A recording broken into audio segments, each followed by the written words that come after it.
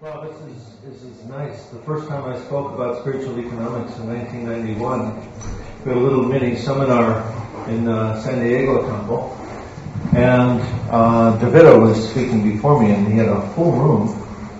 And then it came my turn to speak about spiritual economics, and everybody got up and left. there was two devotees that stayed. So we're making progress in 20 years. We got 20 people. My name is Dhanesvara. I've been preaching in Eastern Europe for the last 5 years. I went over there to preach because there was one American psychic by the name of Edgar Casey. He made a prediction that in the future, man will learn to live for the benefit of his fellow man. And when I read that, I said, oh, that's the idea of spiritual economics. So if that's going to start in Russia, Russian-speaking countries, that's where I'm going. So I went over there, and I've had a lot of support for my preaching. And also enough support so that I could actually sit down and write the book finally. So the boys will bring me the books later. Don't let me forget about that. This idea of spiritual economics, this is actually going to be the preaching opportunity of the next decade. Now, why do I say that? Because the future is not going to be the same as the past. Okay? Guarantee it. You can find this from any number of perspectives, but basically the powers that be who control the world by economics, they've decided that they're going to create a different future than they have in the past. In my book, in chapter 4, I explain how we got the present situation that we have now. We should not think that our present economic system is just naturally evolved in a very spontaneous way. It's not at all the case. Actually, it was created very intentionally by the powers that be to be able to exploit people more and more. And we see that tendency increasing more and more as we go on in the future. So that we now have what they call predatory economics, vulture economics, disaster economics, all these kinds of terms. These are pejoratives that are actually earned because the way the people that control the world, control the money, are handling the money situation. I'm not going to talk about the book today. The book is there if you'd like to read the book, if you get one. But I'm going to talk about a more general idea of spiritual economics. And we're going to explain it from Bhagavad Gita. What's the final verse of Krishna's final instruction in Bhagavad Gita? Sarvadharmam parityaga, everybody knows it. Mamekam saranam vraja, ham tvam sarva papebhyo mokshayishyami manasutaha. Sarvadharmam parityaga. Now this is very interesting. God, who is Krishna, Krishna who is God, he says, give up all varieties of religion. What? No, we think God wants us to follow religion. But here's God, Krishna, and he's saying, no, give up all these varieties of religion. Now, why is he doing that? Ma may come, saranam praja. Surrender to me. Do what I say. Now, this verse is the summation. It's the bottom line, as they say in economics. It's the bottom line of Bhagavad Gita. So to understand that, to understand this final instruction, actually we have to go back to the beginning of Bhagavad Gita. Beginning of Bhagavad Gita, Krishna is encouraging Arjuna to fight in the battle of Kurukshetra. And Arjuna is presenting a number of very good arguments to Krishna. Very good, actually, because whatever Arjuna said actually came to pass. Arjuna is telling Krishna that if we fight this battle, the men, of course, will be killed, the women will be unprotected. If the women are unprotected, the traditions will be lost. When the family traditions are lost, then the whole culture is going to collapse and everything's going to go to hell. Very good arguments, because that's exactly what happened. But Krishna said what? Never mind all that. He asked Arjuna, still, you have to fight this battle. Now, what does that mean to us? What's the lesson there for us? What is... Arjuna was making these arguments based on what? Compassion. That's not correct. Not like exceptional. Okay. Okay, let me put it this way. Where are these arguments coming from that he's presenting? Weakness of heart. Okay. Not to fight. Not to fight. That's his argument. Fear. Fear? Actually, no, I'm sorry. Maybe I'm not asking the question in the right way. Preconceived notion. The arguments that Arjuna is presenting are actually from the culture of Arjuna's time, which is Vedic culture. He says, the women have to be protected. This is the culture. And of course, the men protect the women. If the women are not protected, the family traditions will be lost. Again, this is coming from the culture. So Arjuna is raising objections to Krishna based on the culture of his time. And still Krishna is saying, no, never mind all that. Fight this battle. Why? Because that's what Krishna wanted. Which is then, we understand, is the highest morality to do what Krishna says. So we want to appreciate what was going on there, and we want to see how does this apply to us in our lives today in the 21st century. If Krishna says to us, Sarvadharmam Parityaga, this Dharma that Krishna is talking to Arjuna, this Dharma for Arjuna was the Vedic culture. He's telling all these arguments that you gave from Vedic culture, Sarvadharmam Parityaga. That's the Dharma he's talking about. All these arguments that he gave, forget that. Instead, Mami comes Sarvadharmam Parityaga. So the same thing applies for us. What's the Dharma for us today? Now, there's a few from the Indian families. I don't know if you spent some time in India. Probably many of you devotees have been to India. And we can understand the cultural differences easier when we go to different cultures. So there's a big difference between the culture of India and the culture of America. When I speak in Eastern Europe, to give example of culture, I tell about the following anecdote when I was just a young grahasta. After my wife and I, we lived in the temple for 8 or 9 years. We finally moved out, got our own household. And I had a yard, and the yard had more dirt than grass. So, being a responsible grahasta, I was going to make it look nice, like the neighbors' lawns. And so I was going to go to the store and get some grass seed. And then I thought, wait a minute, where's grass seed come from? Comes from grass. So why don't I let grass just grow and it'll make its own seed, and then it'll look nice after some time, right? So of course this is the voice of inexperience. Right? How long does it take for that grass to produce seed and then for it to turn into a nice lawn? It's a very long time. So after some time, my grass is like this high, right? The neighbor's grass is normal, 2-3 inches high. So finally I knew I was in trouble when the neighbor, he sent his 12-year-old son over. He says, my dad wants to know when you're going to cut your grass. So this is one of the dharmas of America. You have to keep your grass cut, right? Dharma. We read the news not too long ago, within the last year, about one 70-year-old lady. She couldn't get her grass cut. She didn't have enough money to pay anybody, so her grass grew out of control, and the police actually came and arrested her. I don't know where that was, but then there was a story of another elderly man, 80-some years old, down in Florida. His sprinkler system broke, and his grass turned brown, and so they also came to arrest him because his yard wasn't the way it was supposed to be. So this is one of the dharmas of our country that Krishna says, Sarvadharma, all these things that you think you're supposed to do, don't worry about that. You do what I say here in Bhagavad Gita. So what are some of the other dharmas we have? Huh? Make money.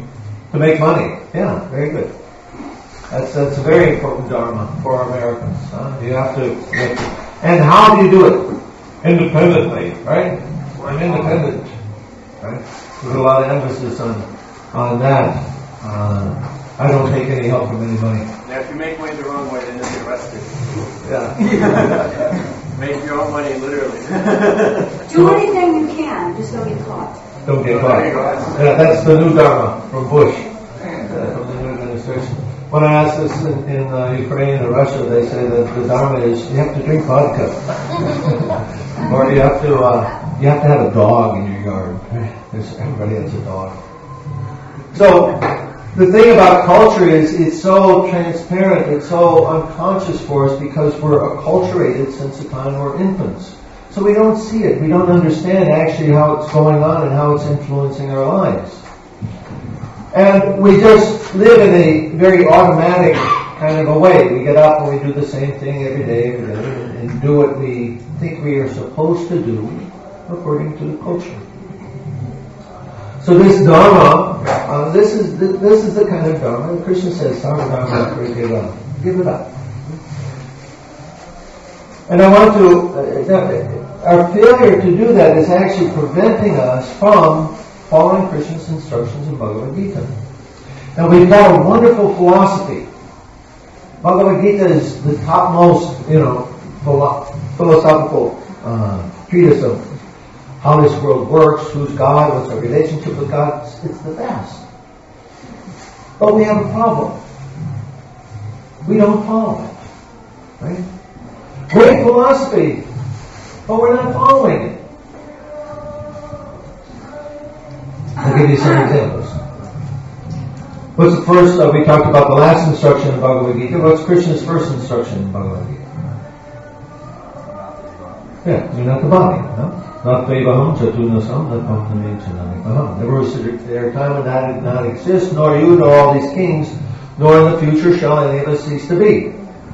And he goes on, Krishna speaks about 25 verses, how we're not the body, what's the nature of the soul. Then he changes the subject to the second lesson in Bhagavad Gita, which is Careful of lust. Be careful of lust. no, that's there. Stand and fight. Huh? Stand and fight. Stand and fight. No, not that one. Do your duties. He talks about duties. That's okay. You're getting close. False ego runs on two tracks, right? I and Mine. I. So these are the first two instructions of Bhagavad Gita. Who is I? Huh? You're not the body. And mine. That starts with text 247. Karmanya vedikaraste ma paleshu kanachana ma karma palahetu bhurmate samgostu karmani. You have a right to perform your prescribed duty, but you are not entitled to the fruits of action. Now, how many of you have a job? And why do you go to work? So then I take my house away. That's your motivation. That's your motivation. Why do you go to work? I guess because I have to. Huh? I guess because I have to. No. Why do you go to work? Yeah. You go to work because they pay you. Oh, yeah. Right? If they didn't pay you, would you go there? No, of course not. So, we're in a culture which teaches us the dharma of fruitive work. Right? Our culture teaches us that. You have to have a job. You have to make money. Somebody said earlier, you're supposed to have money. This is our culture, right? You're supposed to work. So, but in our culture, how do we work? Our culture shows us to do that in a fruitive way. You go to work, they pay you, you take that money, and then you use it to get the things that you want. But this is a fruitive mentality. I'm going there because I want the result. I want the fruits. But Krishna's telling us, don't do that. Why?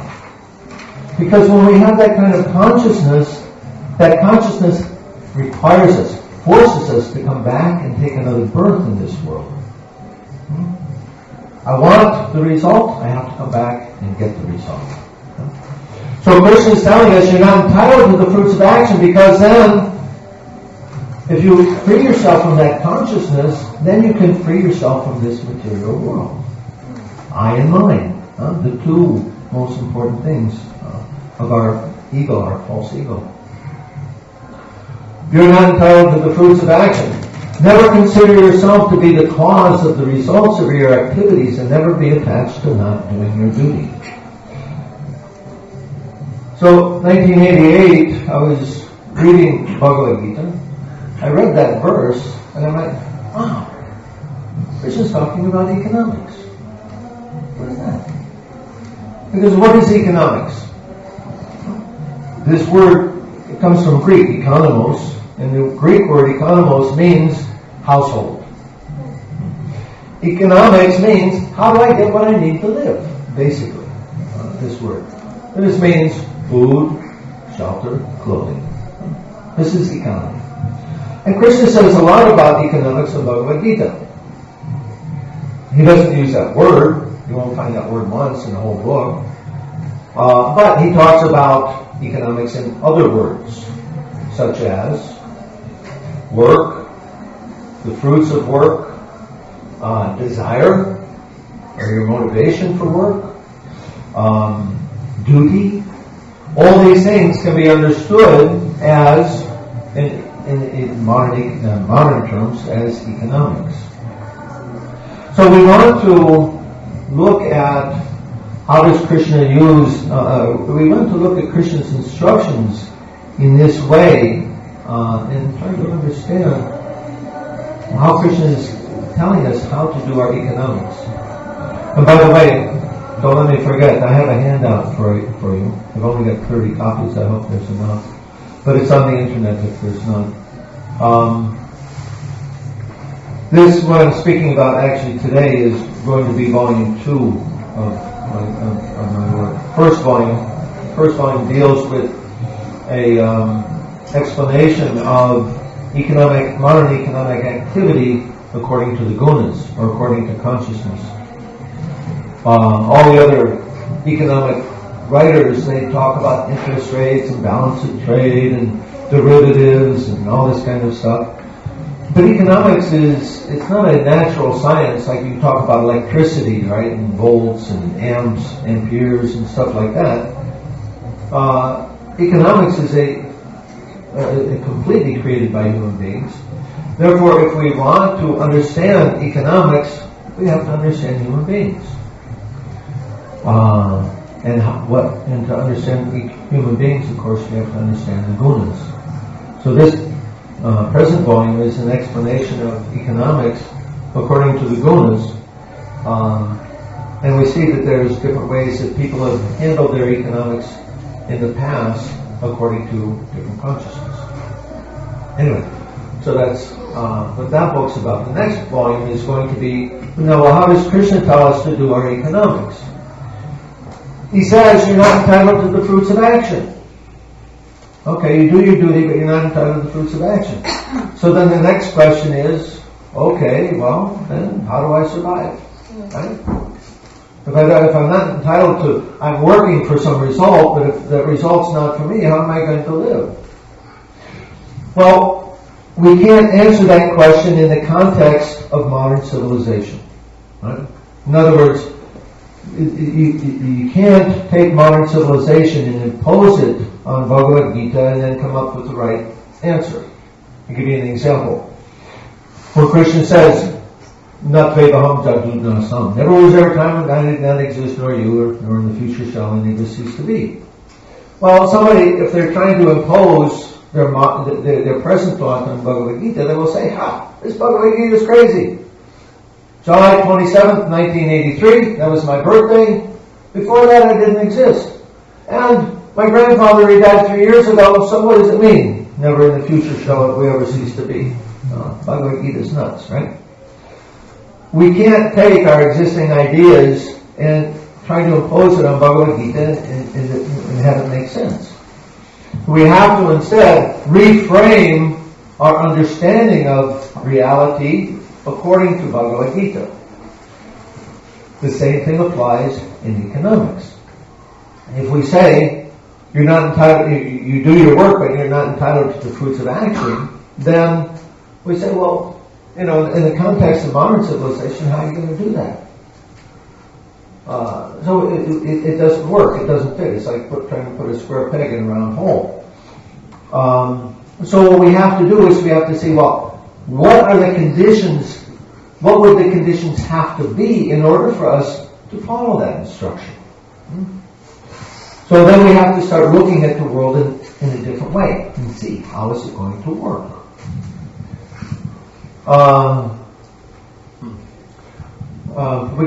In the box, in the bottom, one of the corners, there's the handout. You can bring me one of those, please? No.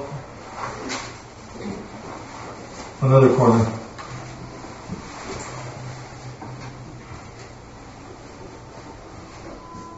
No.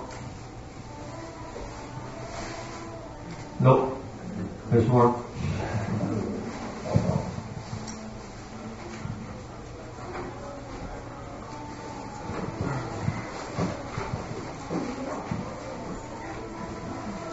Yes.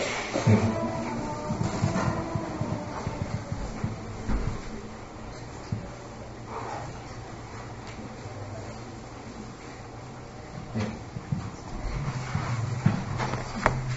Up here, by the way, this is my contact information, my blogs, my website, and so on. When I have time, I make an analysis of economic news, and you'll find that on my website. On the Gita on the Spiritual Economics blog, I try to keep it in the positive spiritual side. On the Gita blog, Gita is our Dhanesvara community in Eastern Europe, and we're trying to live the philosophy of Bhagavad Gita, and we have now 5 communities, 3 communities in formation, 2 are in practice, communities in Russia, Lithuania, Moldova, and Ukraine, trying to establish an example of how we live the philosophy of Bhagavad Gita. So,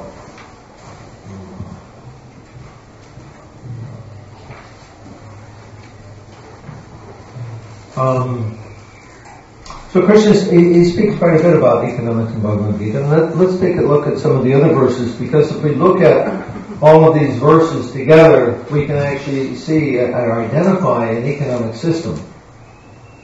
So from the 2nd chapter, these verses from 247 to 251, Krishna says, as we just mentioned, you're not entitled to the fruits of action. Never consider yourself, never be attached to not doing your duty. So these two parts, they relate directly to economic activity. Everybody should have a duty, and they should always be doing their duty. Later, he says, "O Arjuna, perform your duty and abandon all attachment to success and failure. Such evenness of mind is called yoga. Dhananjaya, rid yourself of all fruitive activities by devotional service and surrender fully to that consciousness. Those who want to enjoy the fruits of their work are misers."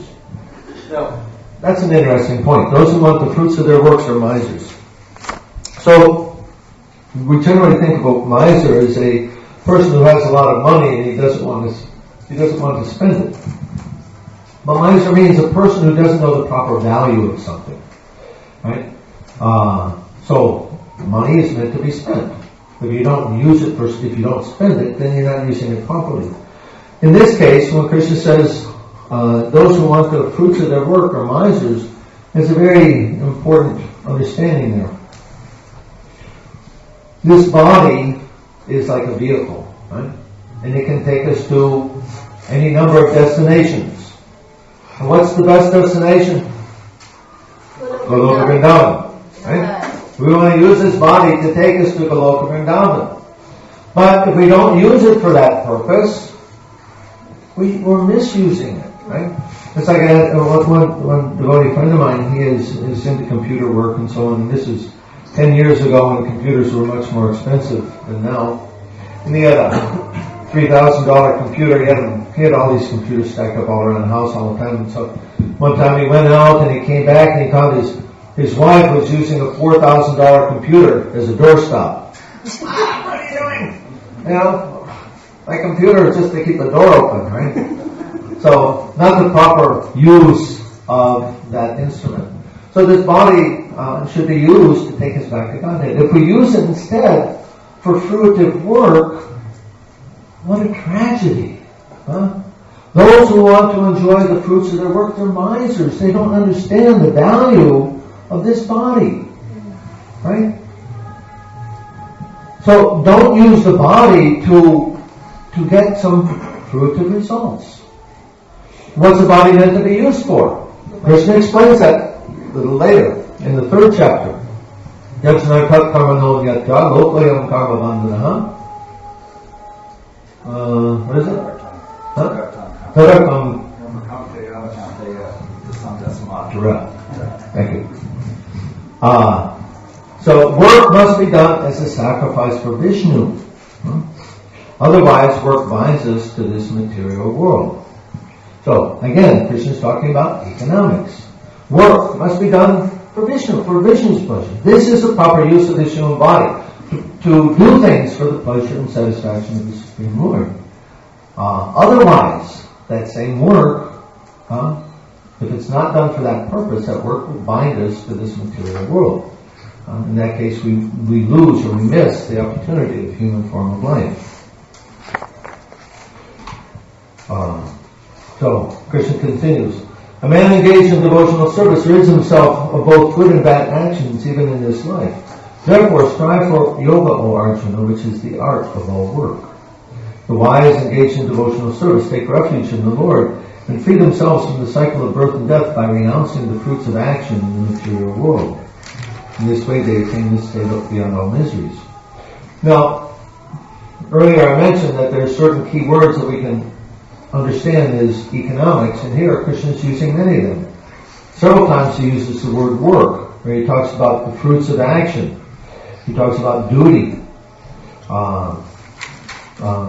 So again and again he's using these terms, and he's telling us how do we live in this world, which is actually what makes, if you want a simple definition of spiritual economics, it's that. How do we live according to the instructions of Bhagavad Gita? Economics means how do we live. So, spiritual economics, how do we live according to Krishna's instructions here? So, those are from the 2nd chapter. And in fact, practically every chapter in the Bhagavad Gita, you can find verses where Krishna is talking about work, activity, duty, fruitive activities, attachment, and so on. Let's go on to the 3rd chapter. What time do we go to? 11:30? Oh, we have a lot of time. Do you have time for questions? Yeah, we have a lot of time. I'm used to having a translator all the time, so my time is usually cut in half. But, this is actually the first speaking I've done just in English in several years, probably. So, 3rd chapter, text 8 and 9. Perform your prescribed duty, for action is better than inaction. A man cannot even maintain his physical body without work. Work must be done as a sacrifice for Vishnu, otherwise work binds him to this material world. Therefore, son of Kunti, perform your prescribed duties for his satisfaction, and in that way you will always remain unattached and free from bondage. So again, Krishna is telling Arjuna, you have to perform your prescribed duty, work has to be done. How? As a sacrifice for Vishnu and for his satisfaction. In the 4th chapter, one is understood to be in full knowledge whose every act is devoid of desire for sense gratification. He is said by sages to be a worker whose fruit of action is burned up by the fire of perfect knowledge. Abandoning all attachment to the results of his activities, ever satisfied and independent, he performs no fruitive action, although engaged in all kinds of undertakings. Such a man of understanding acts with mind and intelligence perfectly controlled, giving up all sense of proprietorship over his possessions and acting only for the bare necessities of life. Thus working, he is not affected by sinful reactions. So again, we hear Krishna is talking so much about economics. Work, desire for sense gratification, attachment to the results of activities, sense of proprietorship, and acting only for the bare necessities of life. In the 5th chapter, text number 12. The steadily devoted soul attains unadulterated peace because he offers the results of all activities to me. Whereas a person who is not in union with the divine, who is greedy for the fruits of his labor, becomes entangled. Again, this is economics, right? The fruits of action, what to do with the results of action. And 525, one who is beyond duality and doubt, whose mind is engaged within, who is always busy working for the welfare of all sentient beings, and who is free from all sins, attains liberation in the Supreme. So this is a sampling. There's actually many verses in Bhagavad Gita, Krishna talking about these things. Now we know, we've heard, right, that if they want to give emphasis to something, they say it 3 times, right? Harinama, Harinama, Harinama, Eva Kevalam, Kalona, Nisteva. So, how many times does Krishna say in Bhagavad Gita that you're not entitled to the fruits of action? 16. Again and again and again. He's telling it over and over again. You got it through our head. Huh? 16 times. How's that for emphasis? So, if we take the parts of these verses that I read, we take those parts which are speaking very specifically about work, results of work, consciousness of work, what to do with the results of the work. These actually define an entire economic system. And we can look at that and we see, what do we have to do? How do we have to arrange things so that we can actually follow Krishna's instructions and live according to Bhagavad Gita? So, there's five basic parts of this economic system. First one is that every person must be engaged in a particular activity.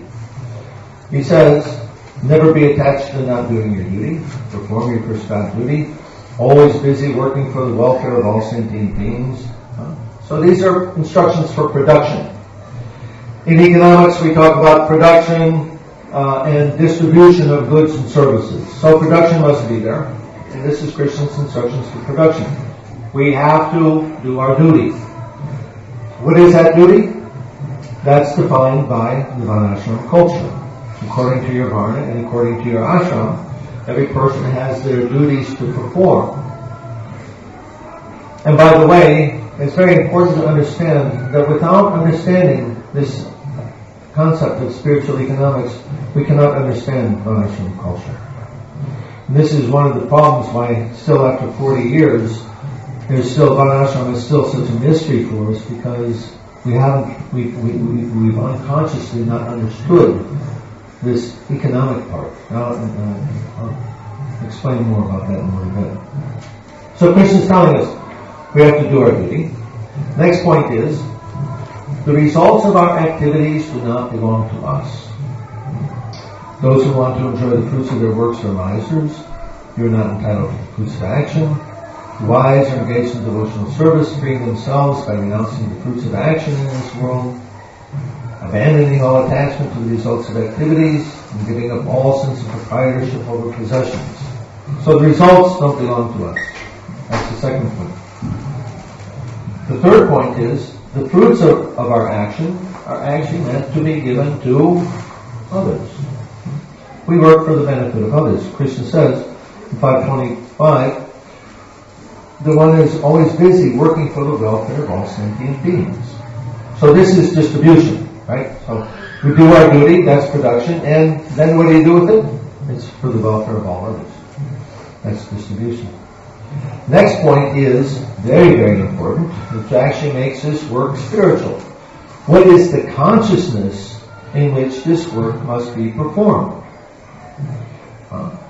Work must be done as a sacrifice for Vishnu. Perform your prescribed duties for his satisfaction. The steadily devoted soul attains unadulterated peace because he offers the results of his activities to me. So, this is, without this, it's just material. If we just do, because without that, what's your motivation for working? It can only be for your own self, right? For your own, then it becomes fruit of work. And then finally, how we should live we should act only for the bare necessities of life, is explained in 421, and that's also reinforced in Isopanishad.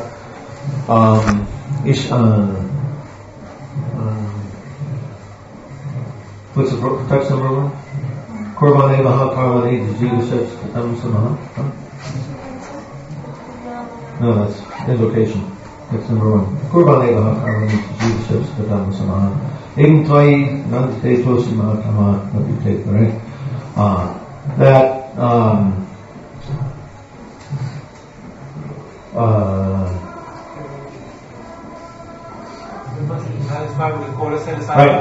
right.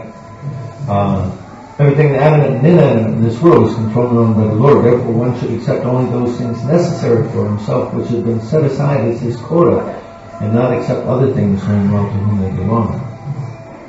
So, this is an economic system. And what it is basically, it's a gift economy. It's an economy based on giving, not on getting. Right? Our current economy is based on getting. We're trying to get money, trying to get things, right? But this economy turns that on its head, and it's just giving. Now, this of course begins with Krishna, right?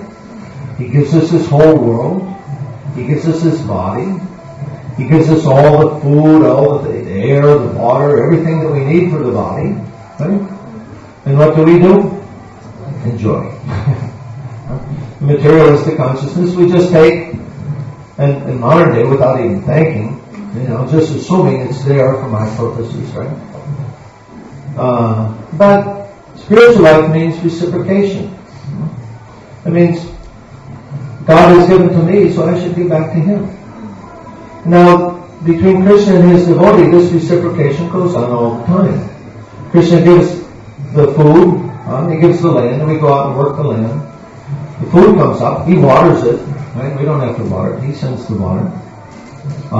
The food grows, we take it, we offer it to him, cook some nice offering, give it to Krishna. He accepts it, he returns, reciprocates by giving us his prasadam. And then we accept it, and we offer it back to Krishna as the fire of digestion. And then he reciprocates by giving us our life energy with which we use to continue to serve him.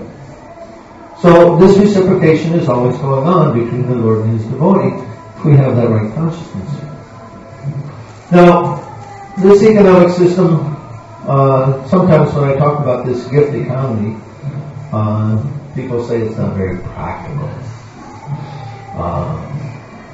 But we actually have many examples of such a thing all over the world. Who can suggest? Where? When Amrish Ford, is funding the temple and so on, I was told recently that the Ford stocks went up and all the others came. The Ford stocks went up by 400% when everyone else came crashing down. So Amrish Ford is a very good example of spiritual economics. Okay. That's an interesting idea. Okay. Amrish is certainly giving. He's building a wonderful temple in Mayapur. But there's another example that I had in mind. Who else can think of one?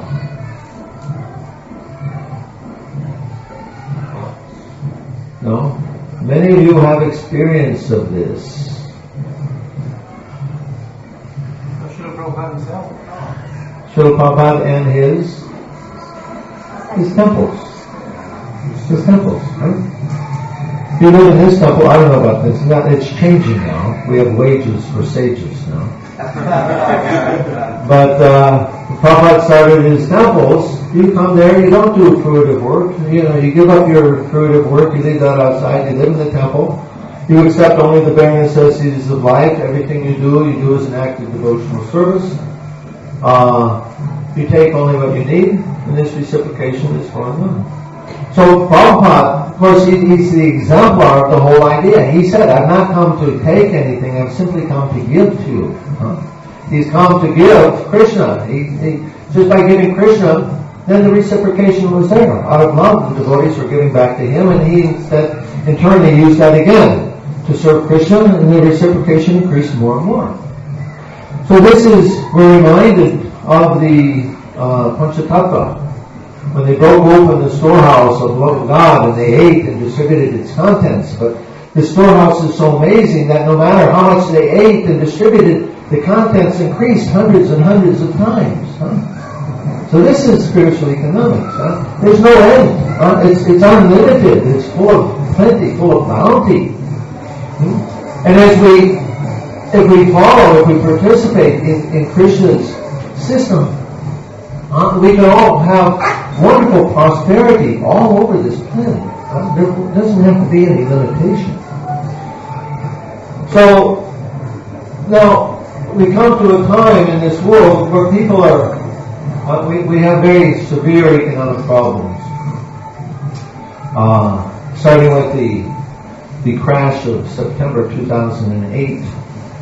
Actually, I just finished writing this book in September 2008. And then when that crash happened, I was at the Ukrainian festival. And after getting back, I said, well, maybe I should write something about this and include it in the book. So I did some research and wrote about it, and 2 months later I came up with another chapter, which I did not include in the book because it changed the whole mood, the whole idea of the book. Because what I found was that this, not only found, but I showed, I proved, that this crash was deliberately created. It's not some like accident thing that just kind of happened. But the Bush and the Clinton administrations were putting the pieces of this puzzle together for decades to create this situation where they could just then pull the plug and make everything, fail. They have a reason for this. Anyway, I didn't want to put that in the book, so I didn't include that, but you can find that on the website. The future, as I mentioned in the beginning, the future is not going to be the same as the past. And they're going to continue with these kinds of things. Now we see the drama going on in Europe with Greece and Portugal, Ireland, these countries in particular, Latvia. They're having so much problems, so what are we going to do? Everybody's pulling their hair out and complaining and fighting and so on. What are we going to do? What's the cause of the problem? Or, let's put it another way, what is the economic problem? Lack of Krishna consciousness. Yes, lack of Krishna consciousness. People, Prabhupada told us very plainly, we want the kingdom of God without God. Right? Even more than that, we want to have the kingdom of God while at the same time engaging in all kinds of sinful activity. The four regulative principles are practically being broken in every house on the whole planet. But what happens when there's an increase in the influence of Tamagun is that the demons and the Rakshasas, they get a lot of energy. And so we see they're using their power, their increased power, to further press the people of this world. We're going to see it increase more and more. And what's the solution going to be? If the problem is, now, we have to understand, again, economics is not a natural science. Economics is simply human activity. Okay? And we know action and reaction. We know what's called karma. Modern people, they think that I can eat meat. What's that got to do with the economy? It's good for the economy, right? Because the meat industry is so many billions of dollars. Or take intoxication. What's that got to do with the economy? It's good. People are buying liquor all over the place. It's good for the economy, right? Depends on what kind of economy you want to have. There's different kinds of economies. There's economy in goodness, economy in passion, economy in ignorance. What kind do you want? Now people are complaining when they start writing about this predatory economics and the disaster economics, and they're wishing, why can't we go back to the good old days like the 1950s or early 60s when things were just nice, nice capitalism. How do we get that? And there's people who are writing about that. We want to have nice capitalism again.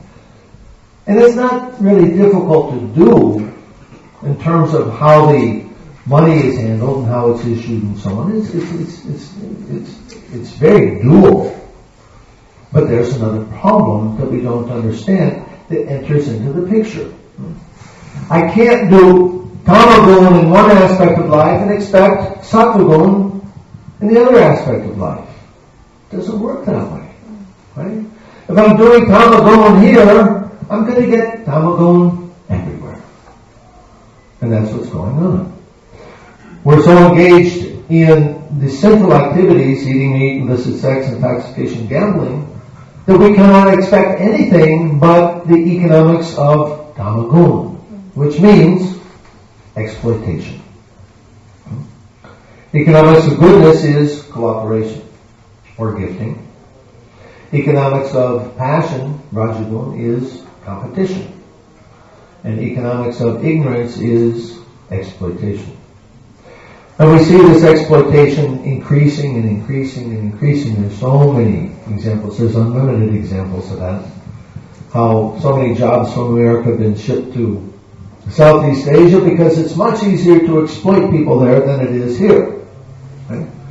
So we have one, Mexican girl who was working for 35 cents an hour. She lost her job to somebody in Bangladesh who works for 8 cents an hour, right? And has to work 15 hours a day, or else she'll lose her job.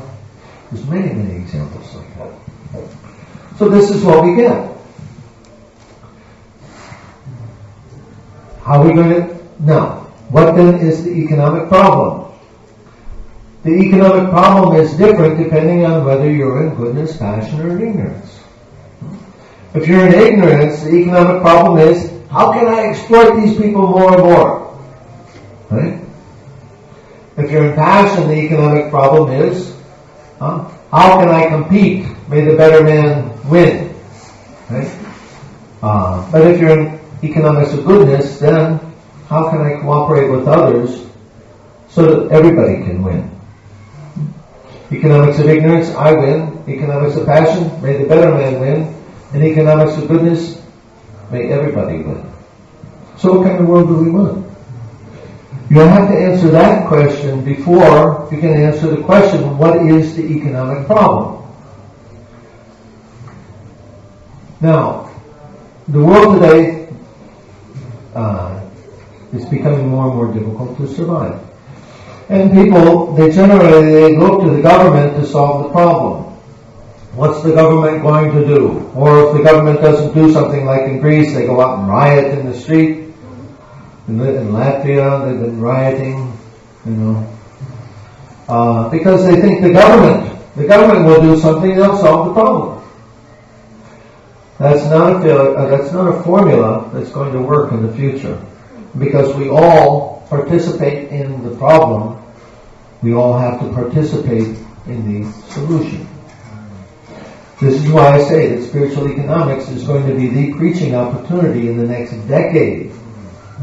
Because as the situation gets worse and worse, people are going to be looking, how are we going to solve the problem? The government's not solving the problem. But rioting in the street doesn't do anything, right?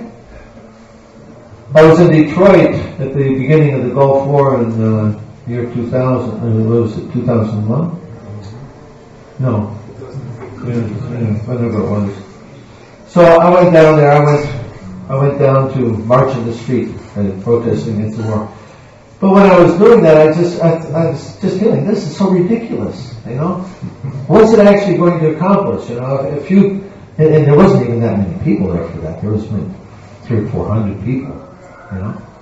But this is not a solution to the problem. Right? My government's having a war someplace, so I'm just going to march down the street. It doesn't do anything. And the same thing for the economic situation. These people rioting in Greece, that's not going to solve the problem, especially when the problem's deliberately created. Right? What's going to solve the problem?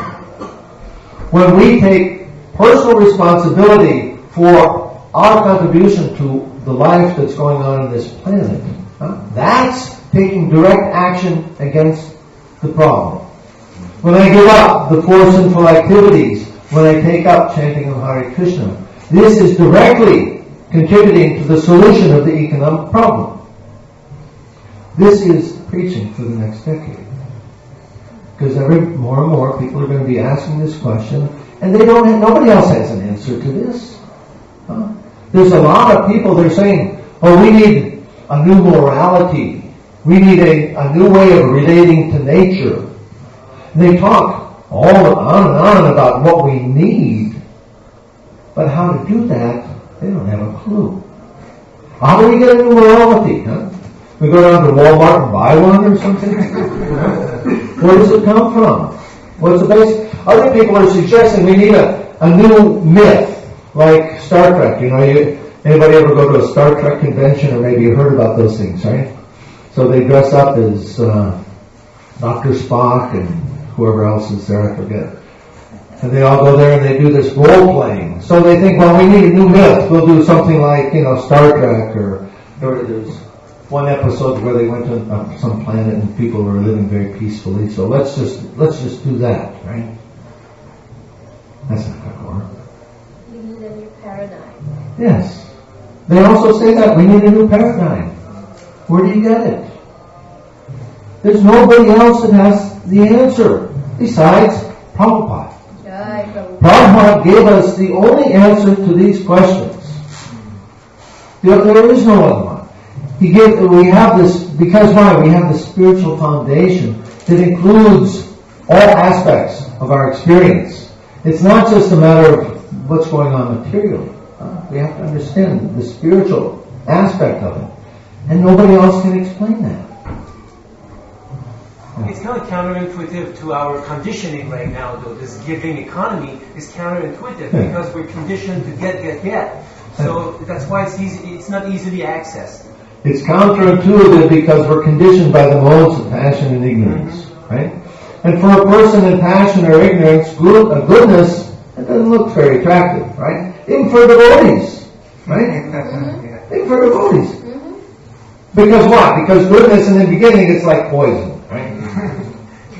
Like, I'm preaching about Varnashram communities, and I'm talking to people, come and join our Varnashram community. Well, we live in a village in Ukraine, and the houses were built 50 years ago. The bathroom is all outside. There's no running water in the house. And so they're thinking, oh, this isn't very attractive, right? Well, it's relative. It's a relative idea. Because otherwise in Ukraine, in the cities, people live in high-rises. The Soviets had just built a lot of high-rise apartments like New York City. Now, which is a worse situation? Going outside to the bathroom when it's 25 degrees in the winter, or trying to go to the bathroom in your high-rise on the 50th floor when there's no water? Which problem is worse? Better to have water. Now they have water. Why do they have water? Because some guy gets paid to go down and make sure that you have water. And what if the economy fails and that guy doesn't get paid? What's he going to do? Is he going to go to work? No. Then where's the water going to come from on the 50th floor? Well, it's a relative situation. We think that the future is going to be the same as the past. And we extrapolate, we operate on that basis. But I guarantee you, the future is not going to be the same as the past. Because they're planning to make it different. In the 4th chapter of my book, I write about how we have the present, how they created the present situation. And on the blog, on the website, I'm writing about how they're creating the future situation. And they're doing it all with economics. There's not going to be a nice future in their plan for you. For them, yes. They'll have a very nice situation, but not for you. You're going to be the slaves if you live. So, what's the solution to the problem? What do you want to have? Economics of goodness, passion, or ignorance?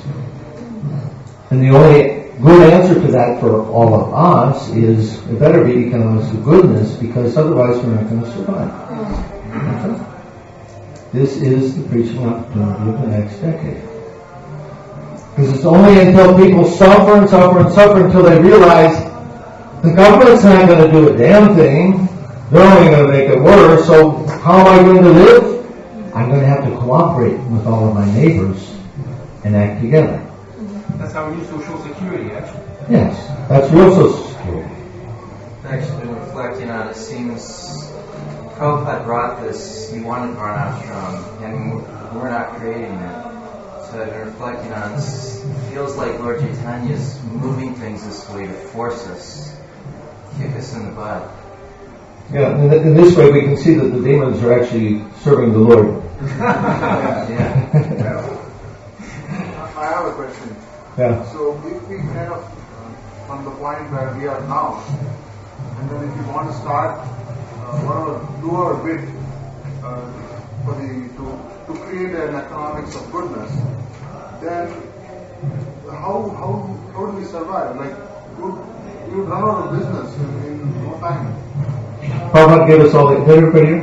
Prabhupada gave us the answer to all these things. He taught us what to do. He wrote a paper in 1956 called Conceptions of Gita Nagari, which he published in his Back to Godhead magazine. That's available on the folio if you have the folio. In that paper, Prabhupada wrote about how to live according to Bhagavad Gita. That's Gita Nagari. Nagari means place. It's the same thing as our Gita Grad. Grad being the Russian word. Comes from the Sanskrit gram, means place. So Prabhupada said that the Gita Nagari should be directed by two groups of devotees, the Shrutis and the Shrimatis. The Shrutis being those persons who understand how to follow Krishna's instructions, and the Shrimatis being those persons who have wealth, Krishna's wealth, and they are willing to use it in Krishna's service. This problem is not going to be solved individually. It's not enough that I see the handwriting on the wall and I just head for the hills and I get my own little house and homestead. That's not going to be sufficient. It's going to require cooperative effort from many people where we set aside our illusions and cooperate. This is actually the sub-theme of my book. What are all these problems of modern society? Where do they come from? They come from the fact that we're trying to live illusion. We're trying to make illusion reality, and therefore we create so many problems, right? First illusion is there's no God. Second illusion is I'm the body. Third illusion is I can enjoy. The fourth illusion is this paper has value. It's paper. It's just paper. Right? But oh no, that's 20. And 20 Canadian. And this one's 10. So this one's worth twice as much, right? Okay, let's do it this way. Here's 5 and here's 10. This one's worth 5, this one's worth 10. Why? Because the government says so. No, that's not why. Because it's mental on it. You been in this class before? She's a smart woman. Because you agree. It says 5 and you say, yeah, that one's worth 5. And this one says 10, so you say, yeah, that one's worth 10. That's why. Only because you agree. Basically IOUs. That's another thing. I was just talking about why do we accept this as value? This one is 5, this one is 10. Huh? Because we agree. Now why do we agree? You're forced to agree. No. You're acculturated to agree. She says we're forced to agree. No, we're not forced. When you turn 10 years old, we have a government program. We pledge allegiance to the flag, and accept money for par value of face amount. It's convenient, sure. These are all reasons why we think it's good. Actually, money is very insidious. It's conceived in iniquity and born in sin, according to one prominent banker.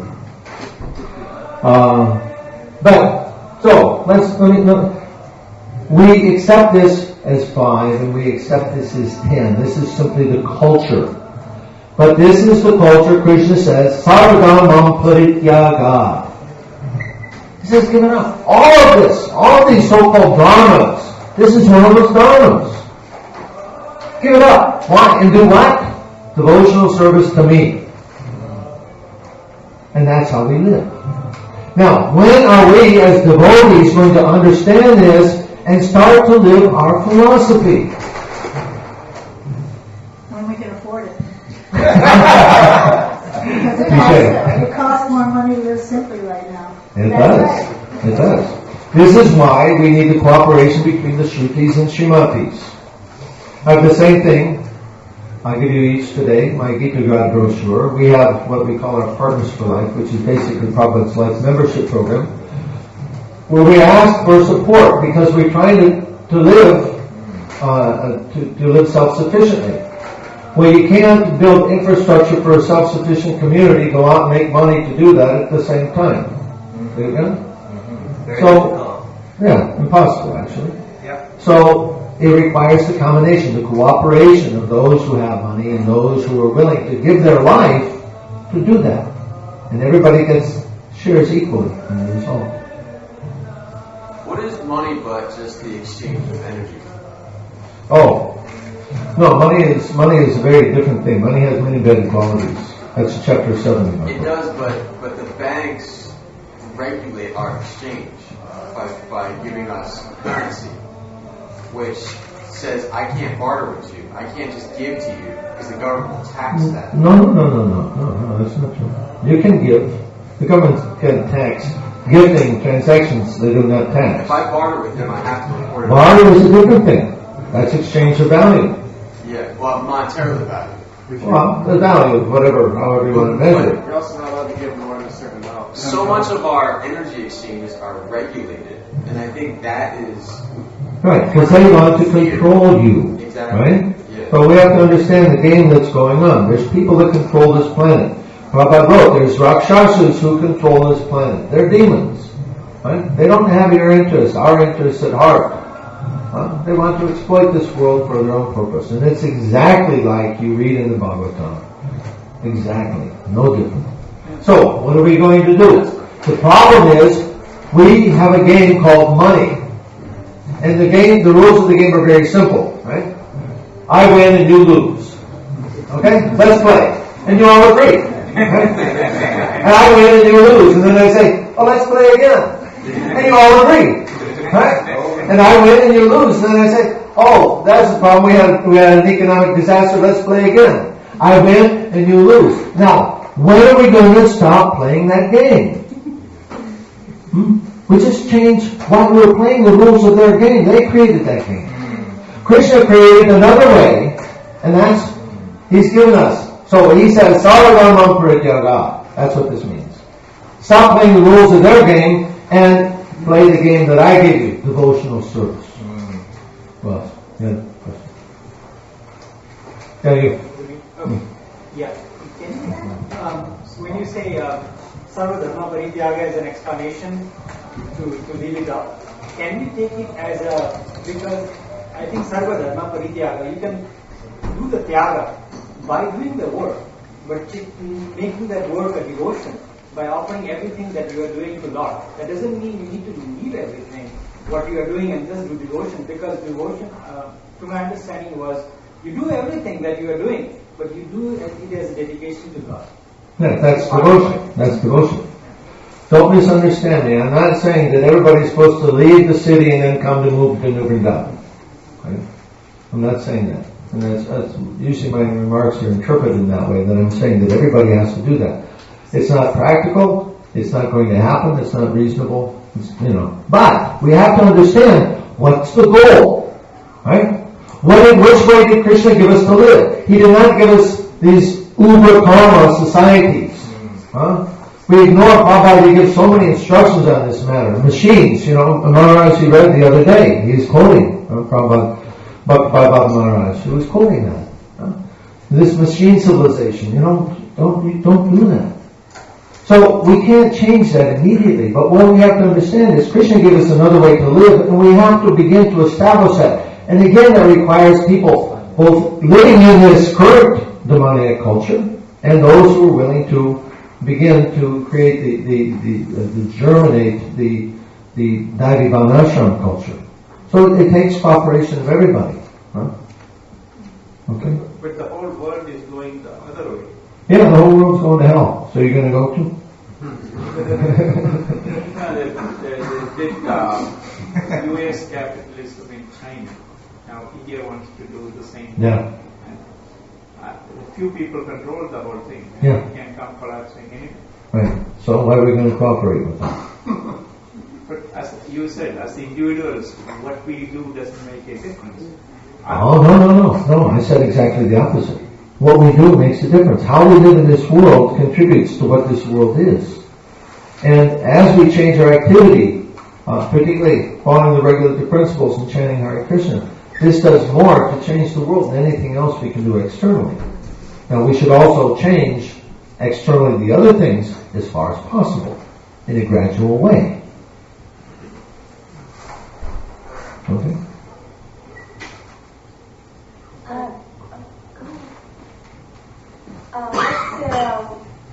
The relationship between the investments in stocks and bonds and the fact of breaking the principle of gambling. I have a lot of arguments with devotees about this. I used to work as a stockbroker, and when I did that, I could very clearly understand that the whole stock market is nothing but a casino. Some devotees who make their money from that, they rationalize that, no, this is just business, but that business doesn't produce any tangible result. In my opinion, it's nothing but gambling. But any company, what's the point, like, of the stockholders? They invest in a company, but like, if our devotees were going to make a company all together, the money we have on the company, the stockholders, they want to know the money in order to invest and to get some shares, to buy, to sell shares. It's like part of the entire market. Right. That's the demoniac culture. Yeah? Now, Prabhupada gave us instructions for that. Prabhupada said, if you have a business, any businessmen here? Okay. What are Prabhupada's instructions for businessmen? He said, all the profits should be shared equally amongst the employees. Capitalism means I put my capital there and I take the profit. And I just pay you. So your labor becomes a commodity. And this actually destroys the culture. Again, this is chapter 4 in the book. But Prabhupada, he said, the employees, they all work together to create the result, so they should share equally in the benefit. Now, so what kind of, you have to, when you talk about doing business, then you have to say, what is the business organized for? What's the purpose of business? Modern business is created for the purpose of making money for the shareholders. This is their only purpose. By law, this is their duty in a corporation, right? We could talk for hours about corporations in themselves. There's a whole movement in America now to take away corporate charters because the corporations, they are perceived as being the problem, right? These global corporations. But there's another way to live, and that is simply to live simply on the land. Not for profit, just to live. So, again, we're acculturated this way of thinking, because it's automatic, because this is the way the world works. But we have to learn to see through the eyes of Shastra, again, Chakshu. What does Krishna say how to live? It's not clear the answer. If a person is a devotee works in like stockholder, like selling stock, is he breaking down the regulative principle of gambling? He's participating in it, right? The industry couldn't go on without that. So. But the fact, if we work for a big company and that finally the work that we do, it's going to be invest in the stockholders in this company. So in other way, we are also participating. How do you want to live in this world? Is the question. How does Krishna tell us to live? As devotees, we should be thinking, Krishna, this world didn't evolve by chance. Krishna created it. And he put us here and he gave us a way to live. With cows, with agriculture and so on. Why did he do that? Because that way of life is conducive to self-realization. And this current way of life is opposite of that. It works against it. Now we need some examples of these Dhanesvara ashram communities to demonstrate how by living that simple life it actually helps and supports us to come to this Brahma-bhuta position, the beginning of spiritual life. We don't see that yet in our society. Maybe some rare exceptions here and there. But Brahma-bhuta, that's the beginning of spiritual life. How many are there? Not very many. Oh, Krishna's Eco Valley is a very good example of Varnashram in progress. And it has the backing of Shivram Swami, who's the GVC. It also has tremendous funding in the form of grants by the government. So in order to establish those things, so much money had to be poured in. Where did that come from? It came from, bonds, stocks, capitalism. No. Okay. In Hungary, the government has a law that people must give 1% of their taxes to a charity. ISKCON now in Hungary has been the fourth largest recipient of that money. They're soon going to be the third. Hungary, they have a lot of money. And with that money, they've been able to establish the infrastructure of self-sufficiency. They're not complete yet, but they're going in the right direction. And from the farms that I've seen, they're a very good example. It's an example of what can be done between the Shrutis and Shrimantis. If we have the financial support to create the self-sufficient infrastructure, then we can become free. We have to buy our way out of this culture. I'm wondering if you can comment on two things. First of all, you said that the people who are actually building these communities, the Shrutis, and the people who are contributing capital, they share equally in the spiritual benefit. I just wonder if you can explain that a little bit further. And second of all, a disciple of Srila Swami, Radhakrishna Das, gave a presentation where he said that actually in these communities, when they become more and more in the mode of goodness, it's what we see in Bhagavatam, that actually the standard of living increases. It's not, you might have some initial austerity, well, you will have initial austerity, but actually the standard of living increases. And currently in that particular community in Hungary, New Rajadam, they did an economic analysis, and the devotees have a standard of living 1.5 times that of the area. So if you could talk a little bit about that. What's the first one? They share equally in the result. Yeah, this is the same thing if you go to Arti. Right? So we go to Arti, there's Pujaris doing the Arti. Now, if you make Arti to Krishna, you get certain punya. But those who attend the Arti, they also share equally in that punya. Now, of course, we don't go to Arti for punya. We're going to worship Krishna. We don't want some result from that. But it's just an example. In other words, so the same thing applies here. That, like Prabhupada said, everybody gets credit, and he gave the example of the Indian Railway. The person selling the ticket and the person driving the train, they're both, without everybody doing their job, the train can't run. So he said, whether you're a pujari, whether you're a book distributor, whether you're cleaning the temple, washing the pots, and so on, everybody's sharing equally in this result, which we're doing to please Krishna. Okay?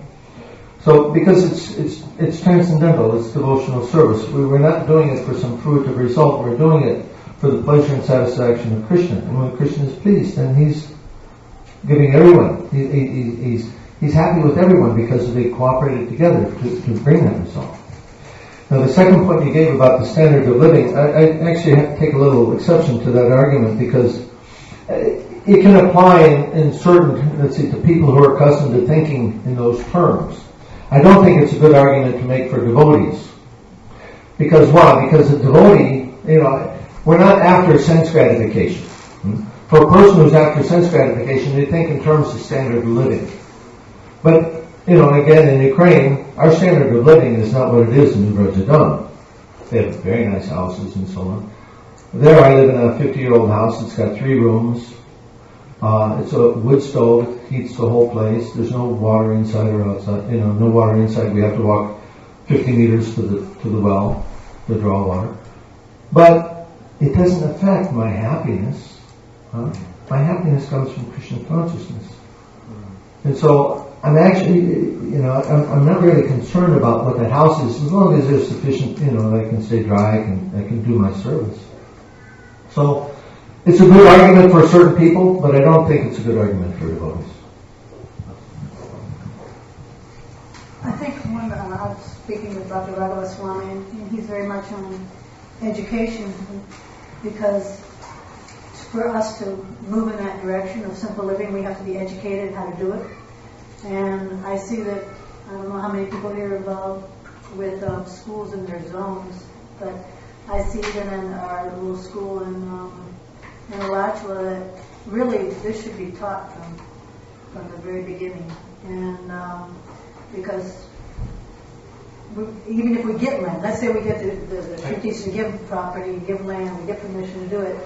Okay, how do you get the it's honey, the culture. the bees to get the honey, how do you get the, so we need to pool some resources and educate ourselves and especially our kids. Very good. Very good point. Usually when I talk about gift economy, the people are just so overwhelmed with questions, they just dismiss it with, that's impractical. Because all that things comes up. Where are you going to get this? Where are you going to get that? How are you, we know how this culture works. You got money and you go to the store and you get what you need, as long as it's in the store. But when you talk about changing the whole thing, then how's it going to work? There's so many infinite number of aspects that you have to think about. We have to actually change the culture. And you're right, it should begin at a very early age, but it has to begin with everybody, with the adults, because the children learn by seeing the parents, and if the parents aren't doing it, what's the lesson going to be? It's imperative. Again, because we're the only ones that have the solution to the problem. But if we're not doing it, what are we going to say? Oh yeah, what's this? Here, read the Dhanesvara Spiritual Economics book. But at the same time, we're trying to live by the way everybody else is living. We're going to be picking up the garbage just like we saw in the movie yesterday. Yeah. Right? So we have to actually understand, this is our philosophy, this is how we're meant to live. And we have to do it. Maybe we need a festival of recultivation. We can actually get people from all that know all these things to come here and teach us how to do all these things. Right. Spend a week and learn how to do it. Festival of Reculturation. Haribo.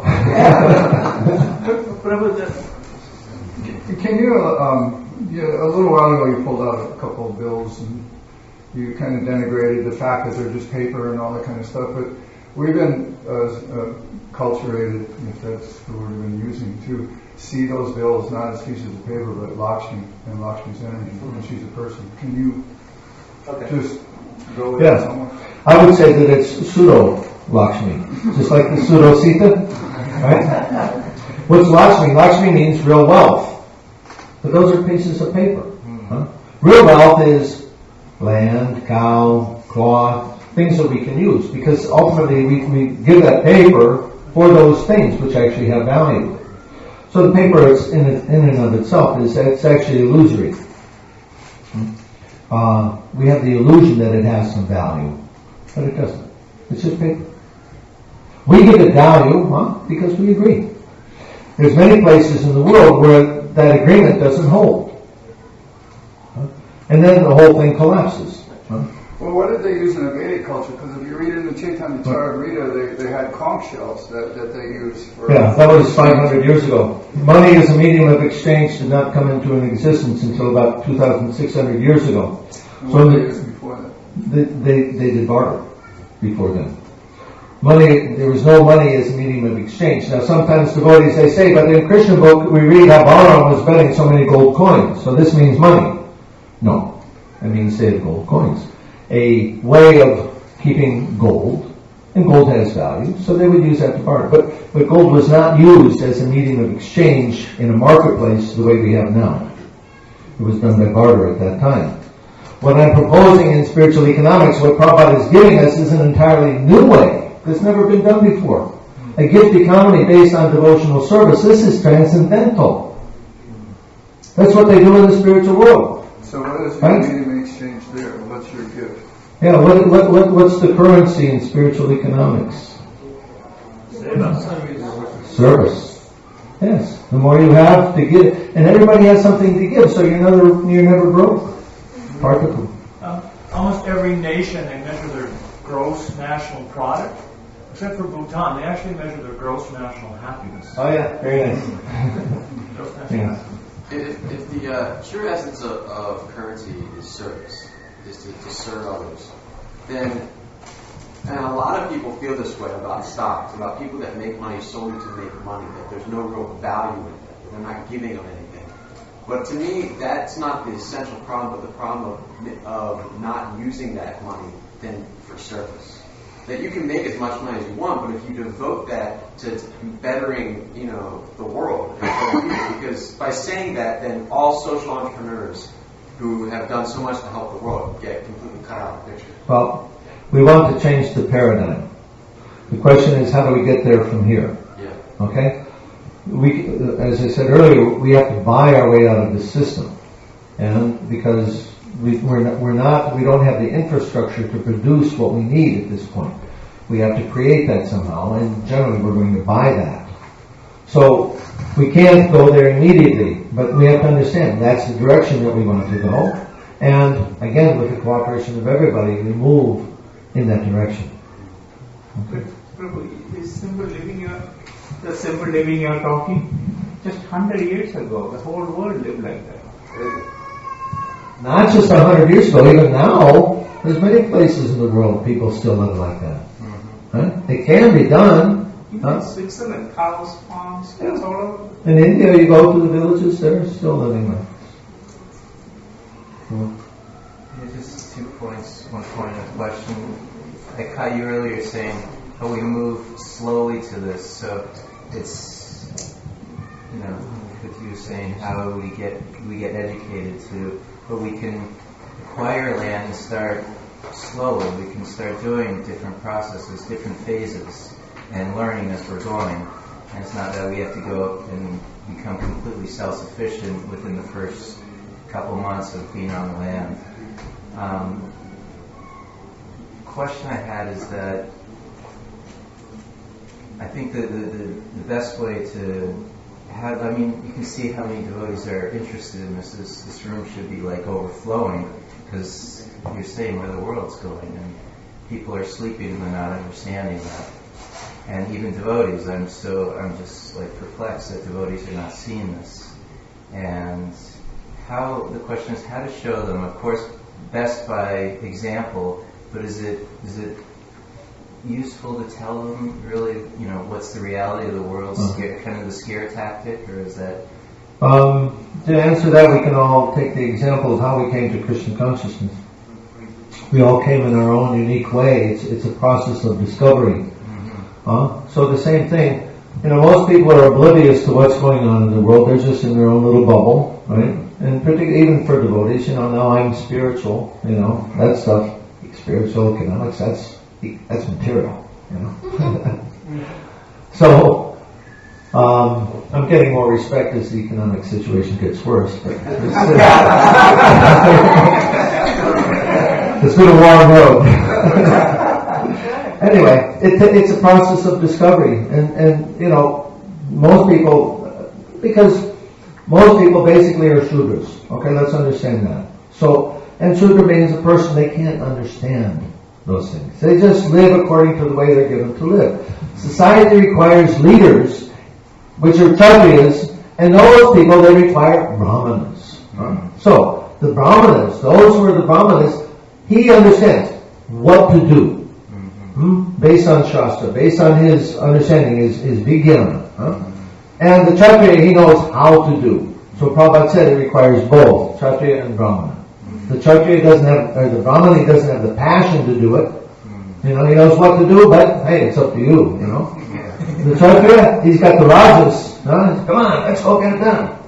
We need both. And actually, we have a problem with leadership for this. In my experience, when I went to Ukraine, when I went to Eastern Europe, I was looking around for leaders to train for this. They're very hard to find. Because we have a culture in our society that it's okay just to do business and get money. And so all the men who are competent, that's what they're doing. And we say that's okay. But the actual business of a Vaishya, what? Land and cow. But we say, oh no, it's okay to do business, and all our Vaishyas are doing business, and nobody's taking care of the land and cow. This is the problem. Because we mixed the two cultures up. We have to understand, again, what's the goal? What's the culture that we want to achieve? And we have to understand, that's the direction we have to go. Huh? And we have to get our leaders, our men with ability to take that up. Can the Vaishyas be these leaders? Can they be this? To an extent, only to an extent, because they don't have the nature. Yeah. A Vaishya can't be a Kshatriya, and a Kshatriya can't be a Brahmana. These are different qualities. So it begins, of course, with the Brahmins. Prabhupada wanted to establish a Brahminical class of men because the Brahmin can create a Kshatriya.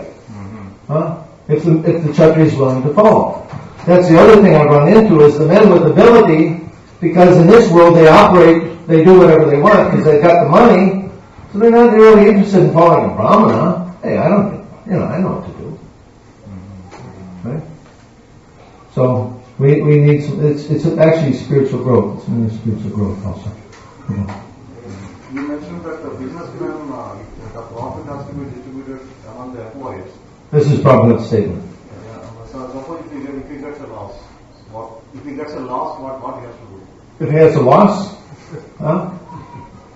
the circumstances in which we are living is not Vedic culture. First, we'll understand that. Okay, in Vedic culture, there is no loss unless you have a drought or something like that. In an agriculturally based economy, you don't have an economic problem. This economic problem of loss only comes because we're having economics of Rajagun and Tamagun. And then, of course, if there's a loss, the businessman, if it's too great, he just closes the business and everybody loses. If it's small, then he'll take the loss for a while, or the stockholders, but that's a whole different idea. You see, we have to shift the thinking of, from this current paradigm of money economy, we have to shift it to what is the Krishna culture and how does that work.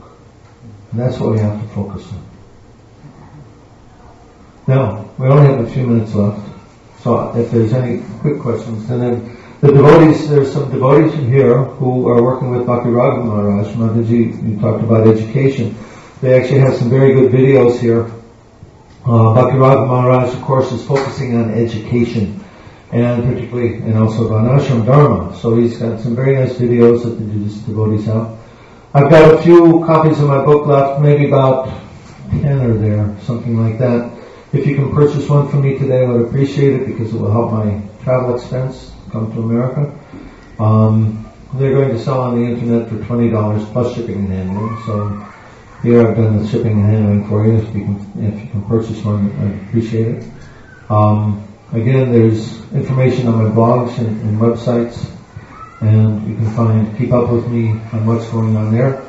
I would like to invite you to, if you're interested in this, to participate on my Gita Grad blog, which is the idea of actually living our philosophy. This is the only thing that's going to make a difference. We have a wonderful philosophy, but we have to live it. And until we start to do that, if we don't do that, it's not going to make any difference. When we do that, we can lead the world. I just got a question about, you're mentioning how people were interested in going back to simpler, like 50s. At the time, the 50s was still pretty, had some pretty interesting machines back then. Like the Industrial Revolution is when the machines came, right? I was talking economically. Economically? That was your last lifetime, right? You working around that? Wait, say again? I was speaking economically, not in terms of Uber karma or the whole society. People. There was a time there was more sattva then. Right. So people they want to have the current culture, but with more sattva, right? They want it to be nice. Okay. So you're saying they don't want to go back to the 50s and what they were doing, but just have it be nice, but still be. Yeah, they want it to be nice like the 50s, but they don't understand that comes from sattva, and there is no sattva. Right, so I guess the question I'm asking is, does it really have to be an all or nothing kind of thing, or we have to live exactly like the Vedic things, or we're just screwed because... So, okay, I understand your question. So look, the 50s had like still had here we're in getting deeper and deeper in Tamagun, right? Now, how are we going to get out of that? The easiest, well, you can do things with Sattva-gun, right? We can stop eating meat. We can now start doing Hatha Yoga. We can, do some things like that. In the book, I talk about this. And then we come up to Rajagun. Okay, that's nice. That's better. Okay, it's working better for everyone. Now, do we stop there? Why should we stop there? Why not keep going? Or why not, should we stop at goodness?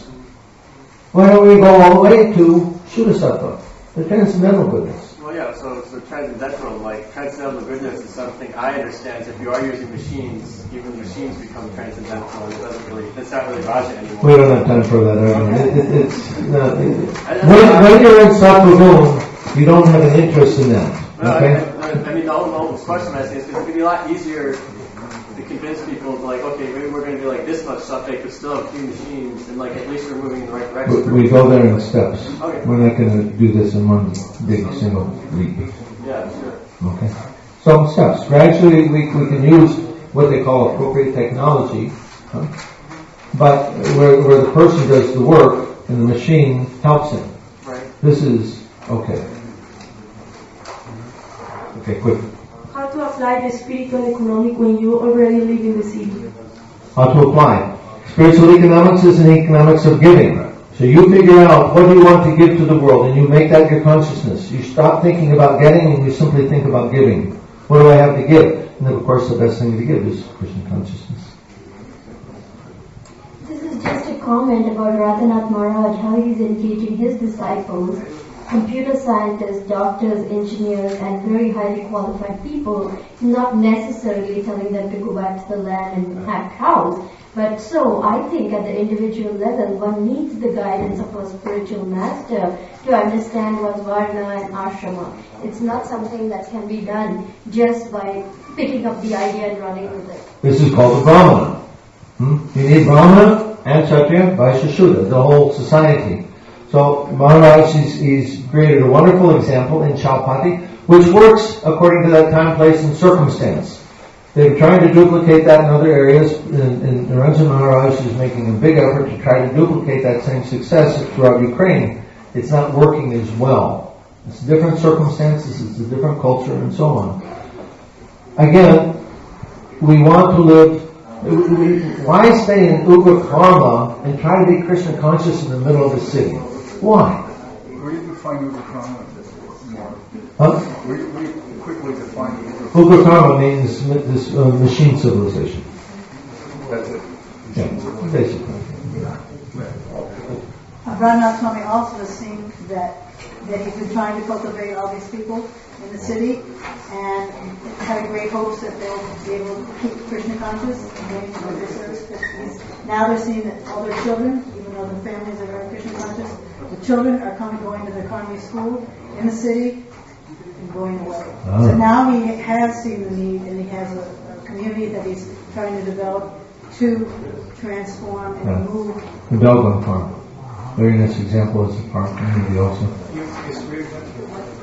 Oh yeah. Oh, before everybody leaves, here we have this handout, so you can distribute these. There's more in the back, right?